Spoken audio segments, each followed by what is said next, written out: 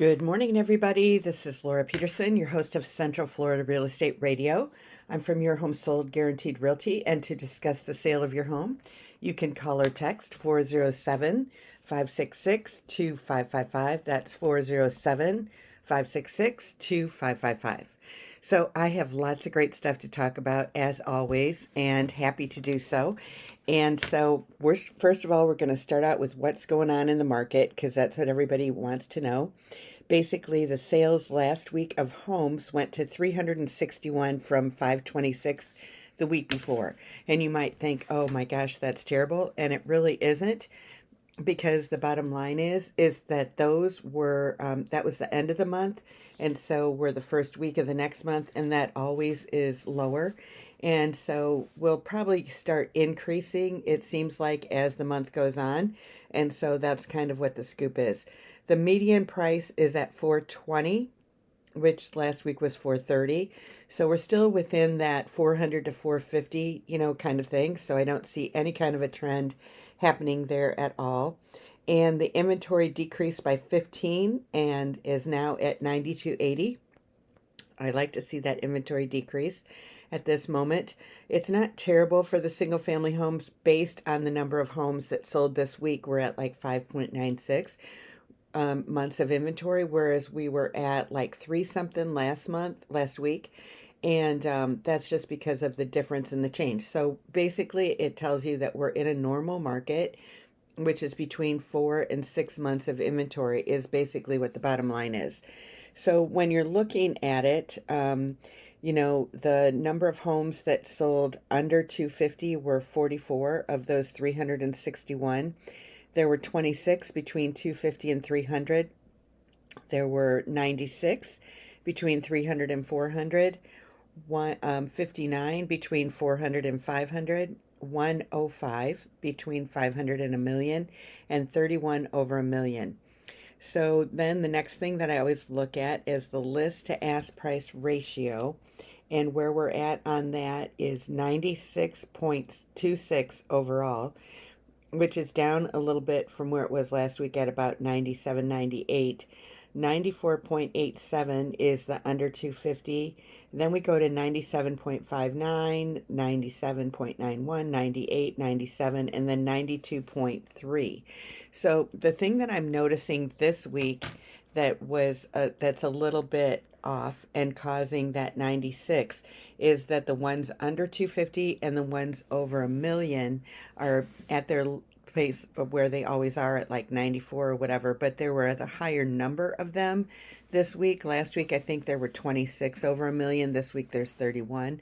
I don't remember how many under 250, but when I looked at that number I thought, oh, that's a little bit higher than normal. So usually those homes under 250 need work, and so that's why they're always a little bit less. The ones that are over a million, people that are buying those homes are always in more of a negotiating frame of mind, it seems like, in regards to what's going on and everything like that. And anybody that buys a house, I would say usually over by half a million, 750, or more. What happens is that when they come into that house, there's usually about 10% that they want to spend on making it their own. So if that means that they're going to change the floors out, that they're going to repaint, that they're going to redo the kitchen counters or redo the kitchen, maybe move some walls, all of those kinds of things. And so that's usually what happens. And a lot of times they're able to negotiate that off on the price. So when we're looking at those middle price ranges, which is, 250 up to a million, basically all of those are going really close to asking price at 98, 97, somewhere thereabouts. And so as a result of that, you're going to find that we're going to get a higher amount for those particular houses than you would for something else. So basically when it comes down to it, I just want to make sure that we're all on the same page and looking at what's really going on and looking at what's behind the stats. And I think that's what I really try to do is I try to tell you what's behind the stats as opposed to necessarily, hey, just here is the stats in regards to what's going on. So when it comes down to it, and let me pull up my stats again right here. So the average days on the market for a home is 64 days, and again that varies by a little bit by price range and all of that kind of good stuff as well. And the other thing that we generally look at is the months of inventory, which we're at 5.93 overall, which I talked about. Under 250, we're at 3.26. Over a million, we're at 6.92. Because of the low number of houses that sold this week, like between 400 and 500 is usually about 100, and it's only at 59, it's showing that we have 7.46 months of inventory. So that's not exactly accurate, but it is, for the week, it's accurate. So that's why I talk about that, we really have to have the interpretation. So now we're looking at condos, townhomes, and villas, and there were 111 last week versus 156 the week before. And the median price is at 270,000, which is staying again very consistent. 250 to really close. We've had over 300 a couple of weeks, but not a whole lot of weeks. So 270 is a good price for them. And the inventory increased by 52, which is not a good sign for the condos, townhomes, and villas, because when we're looking at that right now, we're showing that overall months of inventory is at 9.35. So remember I told you that a normal market is between 4 and 6. So 9.35 is kind of where we're sitting there. Under 250, there were 50 of them that sold, however, and we're looking at 8.28 months of inventory. Between 250 and 300, there were 16 that sold, and we're looking at 9.52 months of inventory. Between 300 and 400, there were 28 that sold and 9.44 months of inventory. 400 to 500, 13 and almost 10 months of inventory. 500 to a million, there were 4 that sold, and that gives us 18.98 months of inventory. And over a million, none of them sold. There's only 16 on the market, but if none of them sold, then we're at least at 16 months of inventory. If one of them sells, basically what it comes down to is it's probably about 4 or 5 months of inventory. So they're probably about 6 or 7 when it comes to that over a million. Now you might think, oh, well, because of all of that, the list to ask price ratio would be, way off as well.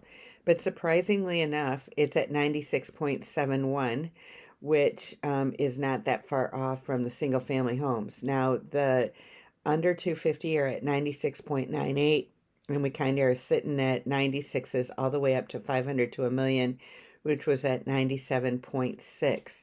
And the days on market is 108. So 64, I think it was, for the single family homes and 108 for the condos. So when it comes down to it and you're looking at it and what does that mean for me and my house and my condo and all of that kind of good stuff, it's very, very local in looking at, what the scoop is, what you want to do, what you need to do in order to get that property sold. And basically people have a lot of choices today and have more and more choices with the inventory, especially in the condos, townhomes, and villas. And as a result of that, it takes special skill in regards to getting those houses ready to sell and to make sure that they do sell and all of that kind of good stuff. So I think it's really important that people know that and that you look at that and you are concerned about it to make sure that you're making the right decision when all of that comes into play. And so in order to get in touch with us, you can call or text 407-566-2555. You can find us online at centralfloridarealestateradio.com, and we'll see you after the break.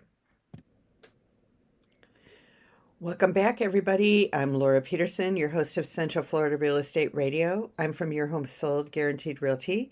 And to discuss the sale of your home, you can call or text 407-566-2555. That's 407-566-2555. So I wanted to talk a little bit today about this article that I ran into that was talking about millennials and Gen Z, how they're transforming the housing market. They're redefining housing with a focus on affordability, sustainability, and digital ease, transforming the real estate market. So, the millennials are entering the market with purpose, and those are people that are born between 81 and 96. They currently represent the largest share of home buyers in the US and Canada, and their road to homeownership has been anything but traditional. Burdened by student debt and stagnant wage growth, many postponed their purchase, and now, as their buying power matures, they're entering the market with cautious determination. However, their version of home ownership diverges from the norm in today's market. Affordability plays a dominant role in decision making, and the pandemic's lasting effects have reshaped how their space and lifestyle.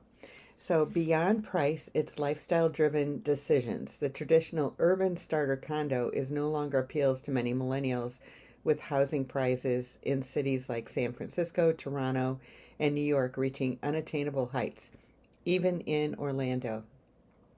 Okay, so millennials are increasingly migrating to the suburban and ex-urban communities. Here they're finding homes that offer more space at a lower cost, ideal for raising families and accommodating hybrid or fully remote work.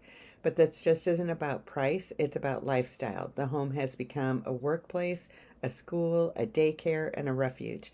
Buyers are now looking for properties with dedicated office space, outdoor living areas, and adaptable layouts that can support evolving household needs. Now, I find that that's absolutely true in regards to what's going on out there with people. And basically, it does come down to affordability because people want to be able to maintain things outside of their home. I mean, the home is a big hub and everything, but they definitely want to have the option to do other things as well. Whether it's recreational things or whether it's, just going out dining or traveling or anything like that, that they want to do with their money as well. So they don't want it all tied up in housing. And so, some of that is regulated by the government that if you're going to get a loan, you can only have so much debt in order to do that. And usually the rule of thumb is probably about 50%, that includes your housing and your other debts. Now, they don't take into account like what you're going to pay for electricity and water and all of those kinds of things, but it does count, like your homeowner's fees and your insurance and taxes and all of those kinds of things. So basically, when you're looking at it, affordability is a big thing to people. And I think that when we're always looking at it and trying to decide, what's the best situation for people, you've just got to look at all the angles and see, what actually exists out there. And the thing that may surprise people is that, I've talked about it before, that there are affordable interest rates that are out there from some builders. Ran into a builder the other day that they're offering 5% for a 30-year fixed, and then they've got a 4%, it's 3.99 on a 7/1 arm, which means that it's going to be the same for 7 years, and then it's going to change. And so, some buyers are looking at it saying, hey, I'm going to take the gamble. I think that, within the next 7 years, the interest rates are going to go down some and I'm going to be able to refinance. But I definitely want to take care of it. I was working with a couple and they're retiring in 5 years. And so they thought that 7-year arm would be perfect because they know that they're going to get a lump sum payout of a huge amount of money in 5 years. And so they thought, well, this would be a good option for us to do that. We're going to save that interest, and the amount of loan that they're getting is only a couple $100,000. so they know that they're going to have the funds and then some to pay that off if that's what they choose to do at that point in time. So basically, when it comes down to it, affordability is something that is important to anybody, regardless of, what age group they're in or anything. And it has always come down to that. So when you look at our stats here in Orlando and what's going on, basically in 2021 and maybe early 2022, the market, it was going like hotcakes. We had about a half a month of inventory, and now, like I mentioned, we've got, you know, in the condos, we're looking at 8 or 9 months of inventory. In the single family homes, we're really between 4 and 6. So basically, the inventory has increased substantially, but we were at such a deficit that the prices have not changed. And the prices really, for the most part, have not changed. The overall, when you look at all the counties and everything like that, we're all very similar. But if you do look in the outlying areas, there are some areas that have had some price corrections a little bit. Now, you might say, well, there's a lot of houses that have had price reductions, and yes, there are, but a lot of those are because the people overpriced them to begin with, and not that they were at market value and the market's falling. So there's a huge difference with that if people are pricing them too high to begin with versus if they're, pricing it appropriately, for what the market value is and if it's going to move at that point in time. And, you always have to look at, why people are moving and what they're doing and all of that kind of good stuff and if it makes sense for them. And, so it just comes down to looking at the whole big picture. But I was meeting with a couple earlier this week that had bought a house in early 2021, and they had actually gone under contract with it even earlier than that. So they've got really nice equity in regards to their house because they were in it before the market started to increase quite a bit. So they've got that going for them. But the other thing that they have going for them is that they have a 2.75 interest rate. So their house is going to stand out from all the other houses in the area because it's an assumable loan. It is an FHA loan. And, there's not that much. I'm waiting to hear exactly how much there is outside of the current value that you would have to come up with or get a second loan on. But it's a perfect opportunity for someone to come in there at that 2.75 interest rate, take over the loan, assume it. We're not talking of a subject to, which is a completely different animal that's out there. But, but there's a perfect opportunity for somebody to come in there and get that interest rate of 2.75 on a house versus all of them now are at like 6.5, hovering around 7 here and there and all that kind of stuff at the moment. So that's going to make their house look different and be more affordable to other people.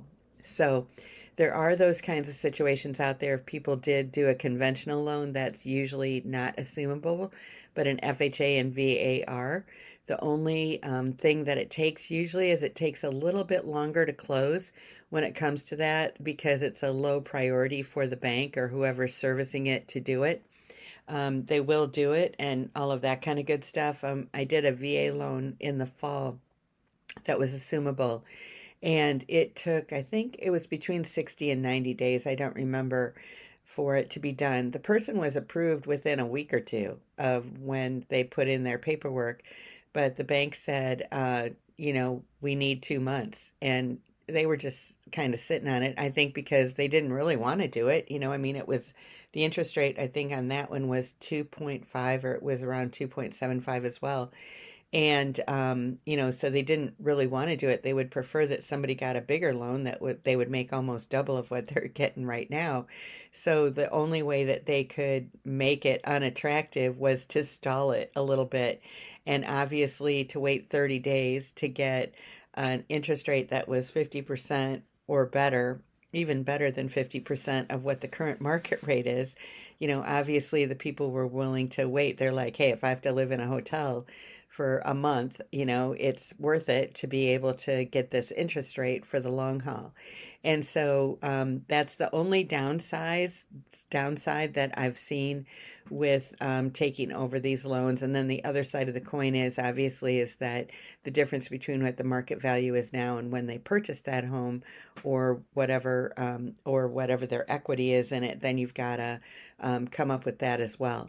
But the thing that I guess I just want to tell everybody is that there are options out there. There are opportunities out there.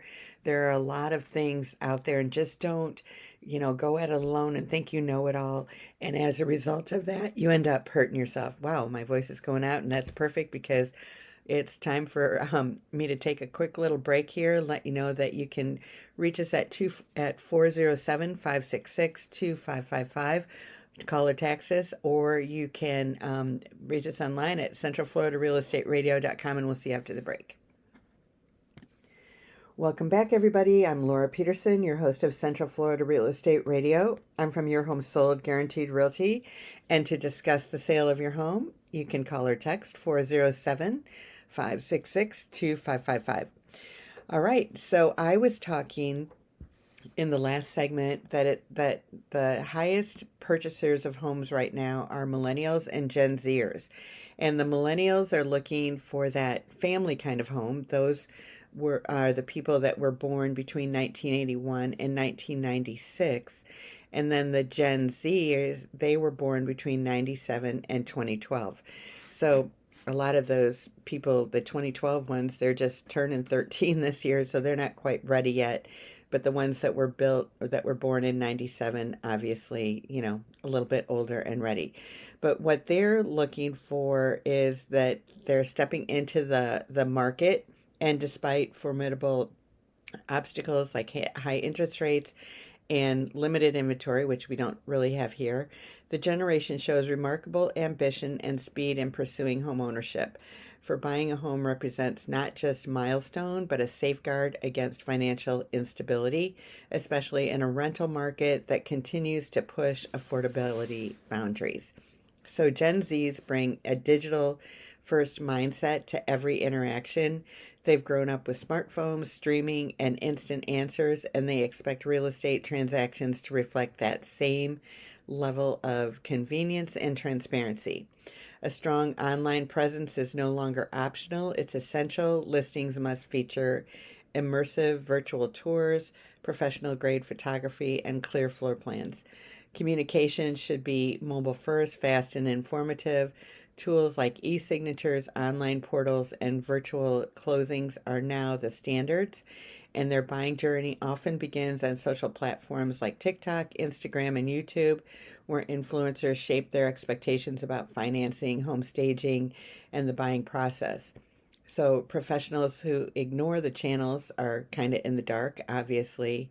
And so basically, when it comes down to everything, that's kind of what they're looking for. But innovation and alternative ownership models, is basically what they're looking for, the Gen Zers too, that they're poised to embrace innovations like AI-powered home searches, blockchain secured transactions, and online-only brokerages. They're also open to creative ownership models like co-buying with a friend to fractional real estate investment. And this will change real estate professionals to stay informed, adaptable, and fluent in new financing models and transaction structures. So when it comes to those kinds of things, I think they're all great for the most part.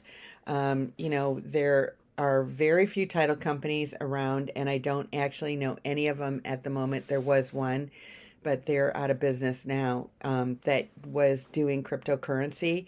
So in Central Florida, and if somebody knows somebody, I'm sure that you guys could give me a call and let me know. But basically, I don't know of any title companies right now that are taking any of the cryptocurrencies. And so it is still regular, good old U.S. cash and everything that transacts, whether somebody's paying cash or whether they're getting a mortgage, it ends up being cash to the seller, and that's what's going on. And in the case where cryptocurrency was being used, what was happening with it is that it was being translated or transformed into cash and then going to the seller. If it was a buyer, usually is who it was. So there weren't any sellers saying, hey, I want my money in cryptocurrency. I'm not finding that at all. But when it comes to co-purchasing a home with a friend or something like that, I've talked about that a few times. And the only thing that I can say about that is that you need to have everything in writing up front, figured out way before you actually sign on the dotted line. And it's like it's not a marriage when you're buying with a friend and everything like that. And so if one of them loses their job, one of the people loses their job, what's going to happen there? And the burden falls on one person instead of the other. And how are you going to navigate those waters when it comes to it? If one person decides that, they do find a partner and that they want to get married or something like that, then, how is the split of that going to happen as well? And, so there's a lot of things to consider, and it does get a little wonky when it comes into it. I know one person that I sold a house to last year. I met up with him recently because he was trying to figure out if he wanted to move again or stay where he's at and everything, because he was just looking at it. He bought a new construction, and he was hit with something that was unexpected, but then it ended up kind of even itself out, and so he's fine and wants to stay where he's at. But basically, my point in that is that he actually, bought the house by himself. He can afford it. He all of that kind of good stuff, and then he did get a roommate that is renting out a room from him basically to help him with expenses and that kind of thing. But it's not part ownership, so it's just that if that roommate comes and goes or whatever, I mean, it's okay with him. He's the one that is responsible, and he holds it that way. And honestly, and he is actually a Gen Zer, and I do think that that's a much better way to go for most people than buying it with a friend, because you just never know what's going to happen. And there's too many variables and all of that kind of thing that could happen. And if you don't have it in writing, I mean, then it can be very expensive legally.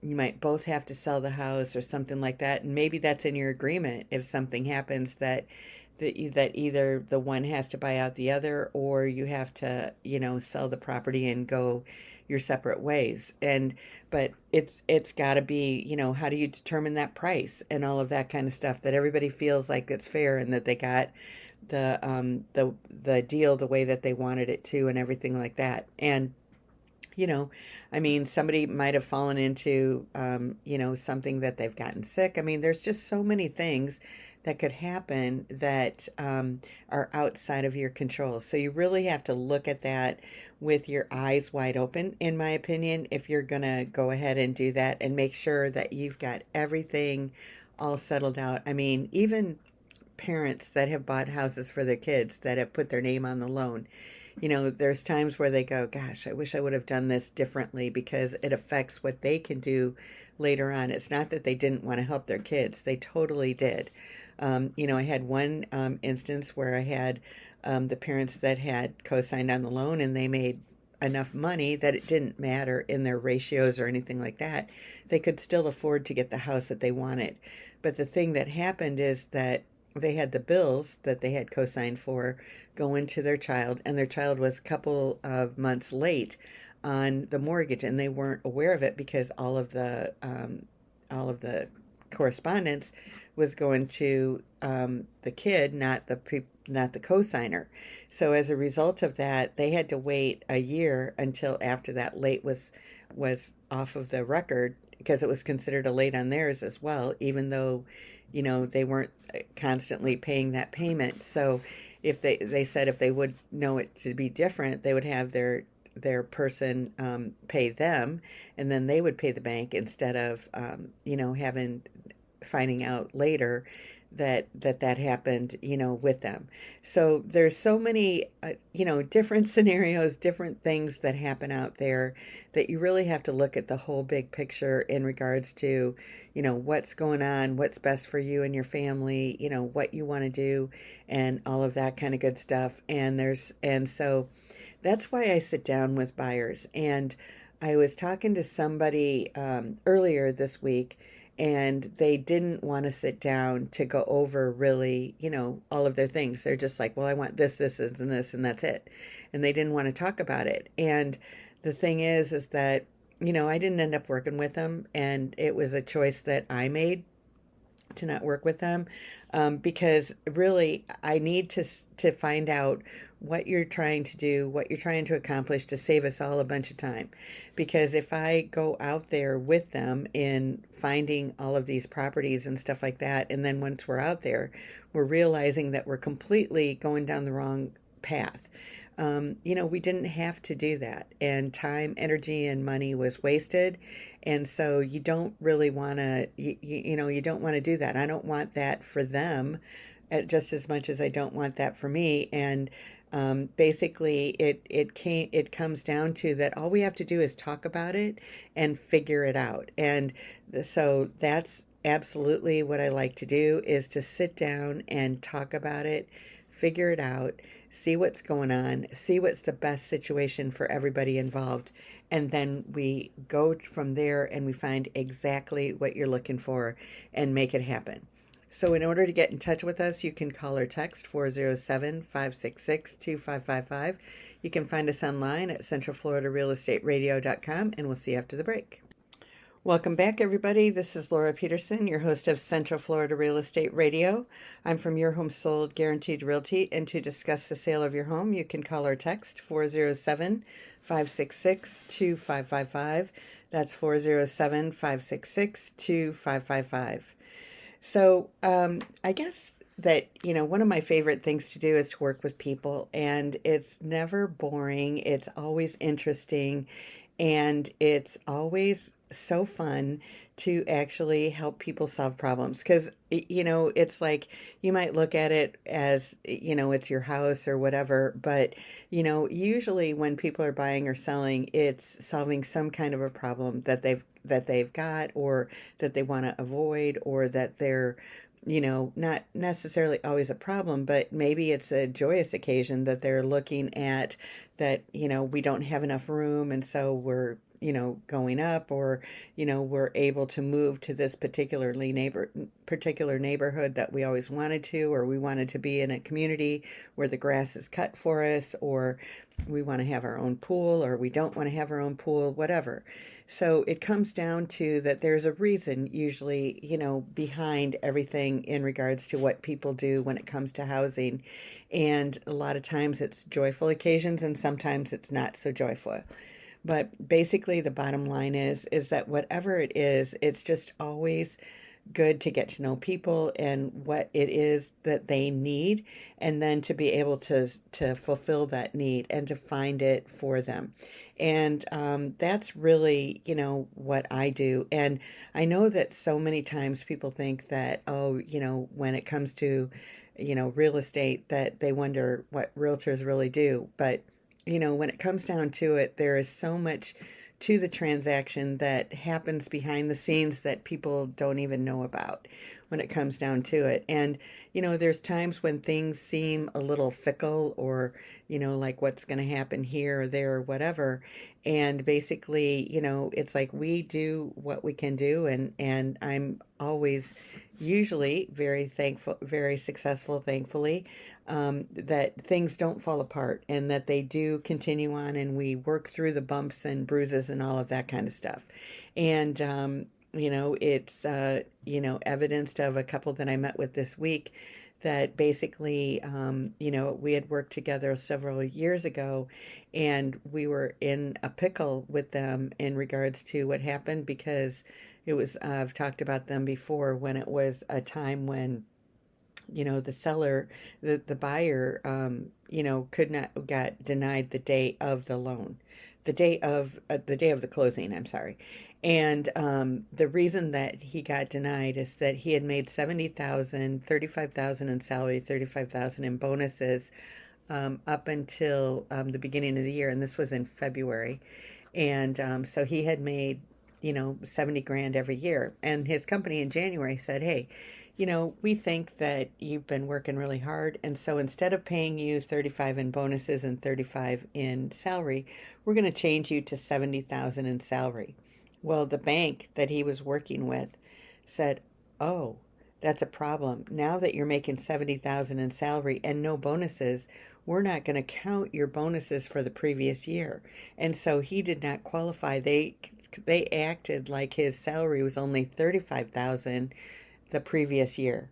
And so he didn't qualify in their underwriting guidelines, which was absolutely insane because it could have happened with somebody else. But they were in a situation that it was a tough one. Well, they called me this week because they are looking at moving again. And they're like, you're the only one that we would call because we know how you treated us on this last one and how you solved the problem, how you got us out of this pickle because, they had already moved out. It was the day of closing that this happened. And so it was quite traumatic, for them, for the buyer, for everybody. And like I said, was able to work it out within a week or so, and everybody was able to, move on and move to that next level. But it was pretty rough. But But if they hadn't had me, is my point. That basically the bottom line is that they would have, they would it would be they would probably still be in their old house that not in this new house that they're in right now. They would have lost quite a bit of money because, like I said, they had moved out. They had all their belongings in a pod. They had a deposit down on a new build construction that was, I think, 20 or 25,000, and they would have lost all of that. And so there were a lot of obstacles that were sitting there right in front of their face that needed to be resolved, and they needed someone to help them through those hurdles. And that's really, more than anything, what I do on a consistent basis is help people through hurdles. And, whether it's an agent that works with me that, they're going through something, I help them with it, or whether it's somebody that I'm personally working with, we go through all of those things and make sure that everything is great and the way that it can be and the best scenario for everybody involved. And, the thing is that, on average, I think it shows that people sell their house every about 10 years. So basically the bottom line is that you're going to have that long term, right? And so you don't want to make the wrong decision for you at that point in time. Now, your decision might change over time because you need something bigger, smaller, different neighborhood, 1 story, 2 story, pool, no pool, all those kinds of things. But those are just details. It's just going through and actually finding that diamond in the rough, finding that thing that really is going to make a difference, for you and all of that kind of stuff as a buyer or a seller, in this tough market, making sure that your house does get sold and it doesn't sit there and everything like that. So there's a lot of things that come to pass that are out there that are available, for people and all of that kind of good stuff in regards to making things happen. And basically the bottom line is that what you need to do is you need to look, and have someone like myself, or even better, myself, that actually helps you through these things. And, when it comes down to it and you're looking at it, maybe it's smooth as silk and all of that kind of stuff, but maybe it isn't. And I was talking to somebody else, that was doing another job for somebody recently, and they were telling me that they said that, they had done it once and everything went smooth as silk. And then the next time they did it and they ran into roadblocks and they didn't have the experience and they didn't know how to resolve it. And so, basically that's what you're going to do. Maybe it's going to be smooth as silk, but most of the time it's not. Usually there's some kind of roadblock that comes up and you've got to work through it. And even if it's a cash deal, I've got one right now that, you'd think, oh, this is just going to be simple and clean and green and all that kind of stuff. Nope, it isn't. It's difficult. And so, we make the difficult easy, or look easy anyway to you, so that it's easy for you. And, I'm going to take the difficulty on and make sure that you have that smooth sailing thing. And that's why it's really important to use a professional and somebody that does this full time, as opposed to maybe somebody who only sells a house a year. They don't have the depth and the knowledge and the experience to do it. But I'm out of time today, so in order to get in touch with us, you can call or text 407-566-2555. You can find us online at centralfloridarealestateradio.com, and we will see you next week. Have a great one, everybody. Bye-bye.